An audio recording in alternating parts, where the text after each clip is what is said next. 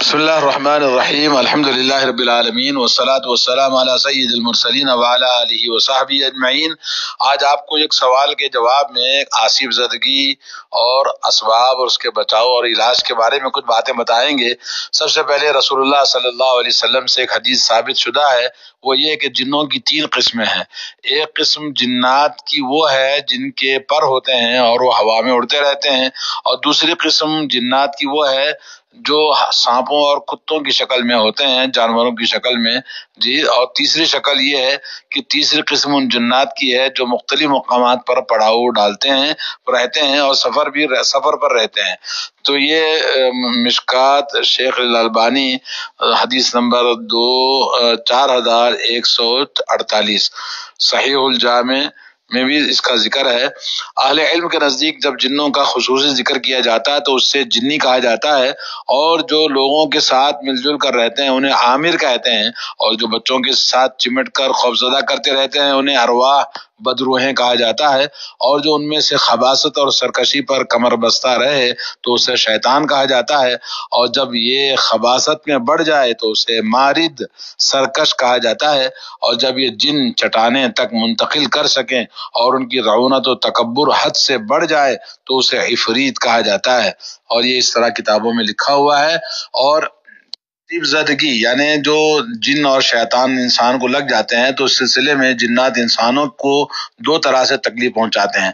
Number 1، یا تو انسانی جسم میں داخل ہو جاتے ہیں اور اس پر کلی طور پر کنٹرول حاصل کر لیتے ہیں، اسی کو آسیب زدگی کہتے ہیں، اور دوسرا یہ کہ پھر انسانی جسم میں داخل ہوئے بغیر مختلف انداز سے تکلیف پہنچاتے ہیں اور تنگ کرتے رہتے ہیں۔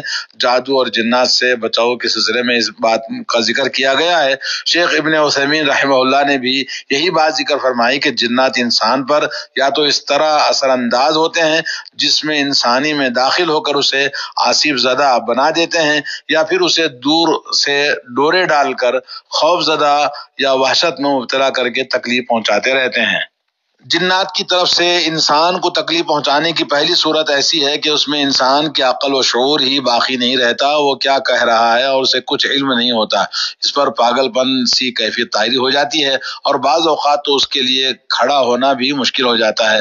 اسے عربی میں مس یا سرع کہا جاتا ہے۔ جس شخص پر یہ کیفیت طاری ہوتی ہے اسے المسروع کہا جاتا ہے، اردو میں اسے آسیب زدگی یا جن زدگی یا جن کا چمٹنا کہتے ہیں۔ علامہ ابن قیم رحمۃ اللہ علیہ لکھتے ہیں کہ اکثر و بیشتر جنات ایسے لوگوں پر ہی غلبہ حاصل کرتے ہیں، کامیاب ہوتے ہیں جن کے دین سے واقفیت کم ہوتی ہے، جن کی زبان اور دل میں اللہ کی یاد، اللہ کی پناہ پکڑنے، نبوی اذکار اور وظائف اور دیگر حفاظتی تدابیر سے لا تعلق ہوتے ہیں۔ گویا خبیث جنات ایسے آدمی پر ہی حملہ آور ہوتے ہیں جو اذکار، وظائف وغیرہ سے مسلح نہیں ہوتے ہیں۔ بالفاظ دیگر جن اوقات میں انسان ایسی حفاظتی تدابیر سے تہی دامن ہوتا ہے انہی اوقات میں جنات اس پر غلبہ حاصل کرتے ہیں۔ زاد المعاد۔ کسی کو جن لگا ہوا ہے، آسیب زدگی کی کیا علامت ہوتی ہے؟ تو اس کی علامت 2 طرح کی ہیں، حالت بیداری کی علامات ہیں، حالت نیند کی علامات ہیں۔ حالت بیداری کی علامات کا یہ ہے، نمبر 1، بغیر کسی طبی سبب کے جسم کے کسی حصے میں مسلسل درد رہتا ہے۔ نمبر 2، مختلف اوقات میں دورے پڑتے ہیں اور پاگلوں جیسی کیفیت طاری ہو جاتی ہے۔ نمبر 3، بعض اوقات مریض چیختا چلاتا ہو اور کبھی کبھار جانوروں کی جیسی آوازیں نکالتا ہو۔ نمبر 4، اذان یا تلاوت قرآن سن کر بے چین ہو جاتا ہو۔ نمبر 5، نہ تو صفائی ستھرائی اور پاکیزگی کو پسند کرتا ہو، اور نہ ہی اس کا کسی عبادت اور ریاضت کا کام دل لگتا ہو، یعنی عبادت سے بالکل نفرت کرتا ہے۔ نمبر 6، ہمہ وقت ذہنی پریشانی، سستی اور کاہلی اور شدید غفلت میں مبتلا رہتا ہے۔ اور نمبر 7، بعض اوقات آنکھوں کی یہ کیفیت ہوتی ہے کہ بند آنکھیں کوشش کے باوجود نہ کھلیں، اسی طرح کھلی آنکھیں کوشش کے باوجود بند نہ ہو۔ تو اس طرح سے یہ کیفیات ہوتی ہیں اس آدمی کی جس پر جن لگا ہوتا ہے، اس کے چہرے سے ہی پتہ چل جاتا ہے کہ اس کے اوپر اثرات ہیں۔ لا حول ولا قوت الا باللہ۔ حالت نیند کی جو علامات ہیں، نمبر 1 نیند کی کمی اور بے خوابی کی کیفیت طاری ہو جاتی ہے۔ نمبر 2 نیند میں انسان بار بار ڈر جاتا ہے۔ نمبر 3 ڈراؤنے خواب دیکھتا ہے۔ نمبر 4 خواب میں خوفناک سائے، ڈراؤنی صورتیں یا مختلف جانور جیسے بلی، کتا، سانپ، اونٹ، شیر، لومڑی اور چوہا وغیرہ دیکھتا ہے۔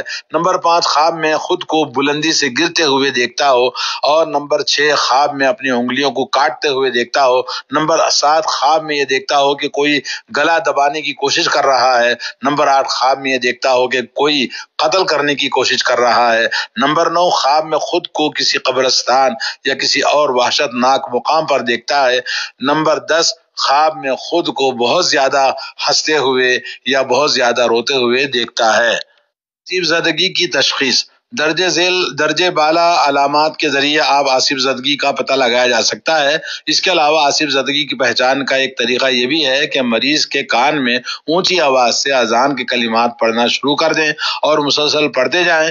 مریض اگر آصف زدہ ہوگا تو ایسا کرنے سے اس پر غشی طاری ہو جائے گی اور بے ہوش ہو کر گر پڑے گا اور چیخ و پکار، آہ و بکا کرنے لگے گا یا بالکل خاموش ہو جائے گا اور اپنی نگاہ آسمان کی جانب گاڑ دے گا یا دائیں یا بائیں جانب مرکوز کر دے گا۔ اسی طرح بعض اوقات مسنون اذکار وظائف پڑھنے کا بھی مریض پر بڑا اثر ہوتا ہے۔ بعض اوقات اس کے اذان یا اذکار سن کر جن حاضر بھی ہو جاتا ہے اور کبھی قرآن مجید کی تلاوت، کوئی بھی سورہ پڑھیں اور یا ایک آیت الکرسی پڑھیں تو جن حاضر بھی ہوتا ہے اور بے ہوش ہو جاتا ہے جس پر آصف لگا ہے۔ آصف زدگی کے خاص حالات، اہل علم کا کہنا ہے کہ ہر وقت جن کو انسان پر غلبہ پانے یا اسے چمٹنے کی طاقت نہیں ہوتی ہے، بلکہ انسان خود بعض اوقات اپنی کمزوریوں کی وجہ سے ایسے حالات پیدا کرتا ہے جن کو اس پر مسلط ہونے کا موقع مل جاتا ہے، اور وہ خاص حالات حسب ذیل ہیں۔ سخت غصے کی حالت میں، نمبر 2 خوف کی حالت میں سخت خوف زدہ ہو، اور نمبر 3 ہے کہ سخت غفلت کی حالت میں، نمبر 4 انتہائی خوشی کی حالت میں، نمبر 5 حرام طریقے سے شہوت رانی کی حالت میں، نمبر 6 عمدن یا لاشعوری طور پر جنات کو تکلیف پہنچانے کی حالت میں۔ کو جن کیوں لگتا ہے، آصف زدہ کیوں ہوتا ہے، اس کے اسباب کیا ہے؟ عموماً جو وجوہات کی بنا پر انسان آصف زدگی کا شکار ہوتا ہے وہ یہ ہیں۔ نمبر 1 بدعمالیوں کی وجہ سے اللہ کی پکڑ۔ اہل علم کا کہنا ہے کہ بعض اوقات ایسا بھی ہوتا ہے کہ انسان اللہ کی اطاعت کے کاموں سے غفلت و لاپرواہی اور شب و روز گناہوں کے ارتکاب کی وجہ سے آصف زدگی کا شکار ہو جاتا ہے اور اس میں اللہ کی طرف سے سزا کا پہلو غالب ہوتا ہے۔ نمبر 2 عشق و محبت۔ بعض اوقات جنات عورتوں پر یا چڑیلیں مردوں پر عاشق ہو جاتی ہیں، اس لیے ان میں داخل ہو جاتی ہیں۔ نمبر 3 انتقامی جذبہ، یعنی بعض اوقات ایسا بھی ہوتا ہے کہ لا علمی میں انسانوں کے ہاتھوں جنات کو کوئی تکلیف پہنچ جاتی ہے، چنانچہ انتقام کے طور پر وہ انسان کو چمٹ جاتے ہیں اور تکلیف پہنچانے کی کوشش کرتے ہیں۔ نمبر 4 بلا وجہ شرارت، یعنی بعض اوقات جنات محض شرارت کی غرض سے انسان کو تنگ کرتے ہیں، چنانچہ علامہ ابن تیمیہ رحمۃ اللہ علیہ فرماتے ہیں انسانوں پر جنات کی آصف زدگی بعض اوقات عشق اور نفسانی خواہشات کی وجہ سے ہوتی ہے۔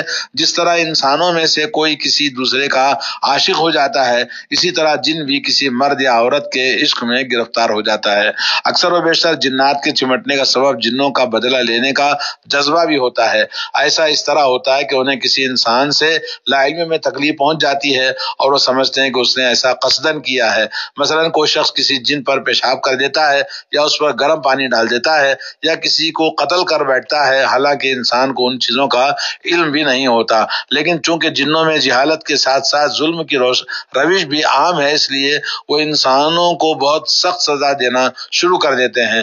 بعض اوقات ایسا ہوتا ہے کہ جنوں کی طرف سے شرارت بلا وجہ ہوتی ہے، جیسا کہ انسانوں میں بعض بیوقوف لوگ بلا وجہ دوسروں کو تکلیف پہنچاتے ہیں۔ فتاوی ابن تیمیہ میں یہ بات لکھی ہوئی ہے۔ 5 جادو کے ذریعے۔ بعض اوقات آصف زدگی کا سبب جادو بھی ہوتا ہے، یعنی جادوگر کسی کے کہنے پر یا اپنے جادوئی عملیات کے ذریعے کسی خاص شخص کو تنگ کرنے کے لیے جن بھیج دیتا ہے اور جن اس کے شخص پر داخل ہو جاتا ہے اور پھر گاہے گاہے اسے تنگ کرتا رہتا ہے۔ کبھی اس پر دیوانگی کی کیفیت طاری ہو جاتی ہے تو کبھی مختلف دورے اس پر پڑتے رہتے ہیں۔ جنات کے سبب لاحق ہونے والے امراض۔ جنات انسانوں کے لیے بہت سے امراض کا سبب بنتے ہیں. ان امراض میں سے چند کا یہ مشہور ہیں. نمبر 1 انسان کو خوف و دہشت میں مبتلا کرنا. نمبر 2 نفسیاتی اور اعصابی امراض جیسے پاگل پن، غم، غصہ، قلق اور بے چینی، مرگی کی بیماری، وسوسے اور شخصیت میں خلل واقع ہو جاتا ہے. نمبر 3 اعضاء و جوارح کے امراض، یعنی اعضاء و جوارح کو ایسا مرض جس کے علاج سے اطباء قاصر ہوں اور اس کا کوئی طبی سبب ظاہر نہ ہو. نمبر 4 نگاہ اچک لینا اور وہم میں مبتلا کر دینا. نمبر 6 جنسی امراض جیسے صحبت پر عدم قدرت، صورت انزال وغیرہ. نمبر 6 یہ ہے کہ نسوانی امراض جیسے بانجھ پن، خون رسنا، ماہواری کی بے قاعدگی، سوزش، جلن وغیرہ. نمبر 7 ایسے دو آدمیوں کے درمیان عداوت اور دشمنی، بغض اور نفرت اور تفرقہ پیدا کر دینا جن میں باہمی گہرا رابط ہو، جیسے میاں بیوی اور شریک تجارت. دو دوستوں کے درمیان، افراد خاندان میں نفرتیں پیدا کرنا، دشمنیاں ہو جاتی ہیں. نمبر 8 مکانات اور جائیداد کے ساتھ کھلواڑ کرنا، ان کو نقصان پہنچانا، جیسے آگ لگا دینا، سامان الٹ پلٹ کر دینا، گھر پر پتھر برسانا. اور شیاطین آصف زدگی کا علاج کرنے والے کے لیے ضروری ہے ان باتوں کا خیال رکھے. معالج کے لیے ضروری ہے کہ وہ باوضو اور اس کے جسم کا لباس اور مطلوبہ جگہ پاک صاف ہونا چاہیے. نمبر 2 علاج کرنے سے پہلے خود اپنے جسم پر سورہ فاتحہ، آیت الکرسی اور سورہ فرق، سورہ ناس، سورہ بقرہ کی آخری 2 آیات اور درود ابراہیم پڑھ کر پھونک لے، دم کر لے. اور نمبر 3 اپنے اوپر اعتماد رکھے کہ اس کے پاس ایسا ہتھیار ہے جس سے بڑے سے بڑا جن اور شیطان کو وہ ڈرا سکتا ہے اور اس کو ہٹا سکتا ہے. نمبر 4 اللہ پر توکل اور بھروسہ رکھے اور تقدیر پر ناقابل متزلزل ایمان رکھے. نمبر 5 معالج کے لیے ضروری ہے کہ وہ پرہیزگار اور اپنے ظاہر و باطن میں دیندار ہو، نیز اطاعت کے ان اعمال کا پابند ہو جن کے ذریعے وہ شیطان کو ذلیل و خوار کر سکے. نمبر 6 معالج کے لیے ضروری ہے کہ دم پڑنے کے ساتھ ساتھ دعوت کا فریضہ، امر بالمعروف نہی عن المنکر کے پہلو کو بھی مد نظر رکھے. مریض اور اس کے متعلقہ لوگوں کو اللہ سے تقوی، نمازوں کی حفاظت، ذکر اور دعا کی کثرت اور نافرمانیوں سے کنارہ کش رہنے اور اللہ کی تقدیر پر صبر و استقامت اختیار کرنے کی تلقین کرے. نمبر 7 معالج پر ضروری ہے کہ وہ مریض کے حالات کی معرفت حاصل کرے، کیونکہ مریض کے احوال کی گہرائی میں اترنا، اس کے مرض کے اسباب و متعلقات کو پہچان کرنا اہم ترین معاملہ ہوتا ہے. نمبر 8 معالج جنوں کی دھمکیوں سے مرعوب اور خوف زدہ نہ ہو، کیونکہ شیطان ہر تدبیر کو ضعیف اور کمزور کرنے کی کوشش کرتا ہے اور اس کو ڈراتا ہے اور دھمکاتا ہے. اور نمبر 9 معالج کو یہ بات بھی یاد رکھے کہ جن زیادہ تر جھوٹ بولتے ہیں اور ہر معاملے میں سچے نہیں ہوتے. نمبر 10 مریض اگر کوئی غیر محرم عورت ہے تو اس کے کسی محرم رشتہ دار کی موجودگی میں اس کا علاج کرے اور پردے کا اہتمام کرے. نمبر 11 معالج اپنی نیت کو خالص رکھے، دم کا مقصد دولت سمیٹنا، ریاکاری نہ ہو، بلکہ اللہ کے پاس اجر و ثواب اور اس کا نصب العین یہ ہے کہ اخلاص کے ساتھ وہ کام کرے. 12 یہ ہے کہ معالج پر ضروری ہے کہ وہ مریض کے دل میں امید کی روح بیدار کرے اور مرض کا معاملہ اس پر آسان کرے اور اپنی اہمیت کو جتانے کے لیے اسے ہولناک نہ بنائے. زدگی کا علاج اس طرح سے کیا جا سکتا ہے کہ معالج سب سے پہلے مریض کے کان میں اذان دے، کیونکہ رسول اللہ صلی اللہ علیہ وسلم فرماتے ہیں جب نماز کے لیے اذان ہوتی ہے تو شیطان پیٹ پھیر کر چلا بھاگ جاتا ہے اور عموماً پہلی یا تیسری اذان کے اختتام تک جن بھاگنے کی کوشش کرنے لگے گا، اور اگر ایسا اثرات دکھائی نہ دیں تو 9 اور 11 مرتبہ تک پوری اذان بار بار اونچی آواز سے مریض کے کان میں معالج سنائے. پھر معالج قرآن پڑھ کر مریض کے اوپر دم کرے.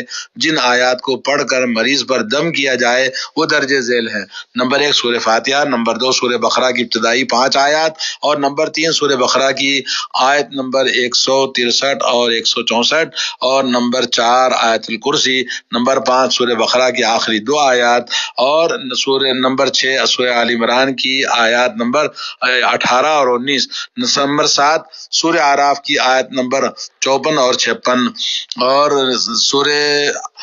نمبر 8 سورہ مومنون کی آیات 15 سے 118 تک، اور نمبر 9 سورہ صافات کی 1 آیت سے 10 آیات تک، اور نمبر 10 سورہ احقاف کی آیت نمبر 29 سے 32 تک، اور نمبر 11 سورہ رحمان کی آیات 33 سے 36 تک، اور نمبر 12 سورہ حشر کی آیات 21 سے 24 تک، اور نمبر 13 سورہ جن کی آیات 1 سے 9 تک، اور نمبر 14 سورہ حمزہ، نمبر 15 سورہ اخلاص، نمبر 16 سورہ فلق، اور نمبر 17 سورۃ الناس۔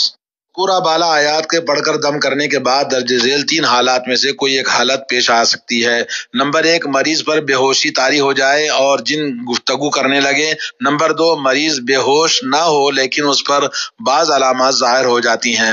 نمبر 3، مذکورہ دونوں حالتوں میں سے کوئی بھی حالت سامنے نہ آئے تو اس صورت میں مریض کا مرض طبی یا نفسیاتی طور پر متصور ہوگا، یعنی فزیکلی اس کا کوئی پرابلم ہوگا۔ جب مریض پر بے ہوشی طاری ہو جائے اور جن گفتگو کرنے لگے تو معالج اس سے درجہ ذیل سوالات کرے: تمہارا نام کیا ہے، تمہارا دین کیا ہے، تمہارے لگنے اور چمٹنے کی وجہ کیا ہے۔ اگر اس کے لگنے کی وجہ کوئی ایسا منکر کام ہے جسے اللہ نے حرام کر دیا ہے تو اسے بتایا جائے کہ یہ کام حرام ہے تاکہ اس پر حجت قائم ہو جائے۔ اسی طرح یہ بھی بتایا جائے کہ اس کے بارے میں اللہ اور اس کے رسول صلی اللہ علیہ وسلم کا فیصلہ نافذ کیا جائے گا۔ لیکن اگر اس کے لگنے کی وجہ انسان سے انتقام اور بدلہ لینا ہے تو بتایا جائے کہ اس انسان سے عمدن تمہیں تکلیف نہیں دینا مقصد تھا، اور جو عمدن کسی کو تکلیف نہ دے وہ سزا کا مستحق نہیں۔ اگر انسان نے اپنے گھر اور اپنی کسی ملکیت میں کوئی کام کیا جس سے جن کو تکلیف پہنچی ہے تو یہ بتایا جائے کہ گھر اس کی ملکیت ہے اور اس میں ہر جائز تصرف کرنے کا اس کو حق ہے، اور تمہیں انسان کی اجازت کے بغیر اس کی ملکیت گھر میں رہنے کا تمہیں کوئی حق نہیں۔ معالج اسی طرح جن کو اللہ اور اس کے رسول صلی اللہ علیہ وسلم کا فیصلہ سناتا رہے، اس پر حجت قائم کرتا رہے، اسے معروف کا حکم دیتا رہے اور منکر سے روکتا رہے، جس طرح انسان کے ساتھ کیا جاتا ہے۔ اگر وعد و نصیحت کے ذریعے جن اور راہ راست پر آ جاتا ہے تو بڑی اچھی بات ہے، ورنہ معالج کو حق ہے کہ اسے ڈانٹ ڈپٹ کر دھمکی دے اور لعن و طعن اور سب و شتم کرے اور اسے جانے کا حکم دے۔ اس طرح جن چلا جائے گا اور مریض نارمل حالت میں ہو جائے گا۔ ہم سب کی حفاظت فرمائے اللہ رب العالمین، ہم سب کو توفیق عطا فرمائے۔ السلام علیکم ورحمۃ اللہ وبرکاتہ۔ ناظرین اکرام، اسلامک ٹی وی اس چینل کو ابھی تک جنہوں نے سبسکرائب نہیں کیا ہے برائے مہربانی اس چینل کو سبسکرائب ضرور کریں، اور ہر دن کی اپڈیٹ کے لیے اس کے ساتھ ہی ایک بیل، ایک گھنٹی کا نشان آئے گا، اسے آپ ضرور پریس کریں اور اسے دبا کر آپ ہمارے ساتھ تعاون فرمائیں۔ اللہ کے دین کی دعوت اور لوگوں تک پہنچانے کے لیے اس ویڈیو کو ضرور لائک، شیئر، کمنٹ اور سبسکرائب کریں۔ آپ کے اس چینل کو اور بہتر بنانے کے لیے آپ کا ساتھ ضروری ہے۔ اور مزید ویڈیوز کو دیکھنے کے لیے آپ ہمارے YouTube چینل کو سبسکرائب کریں۔ فجزاکم اللہ خیرا۔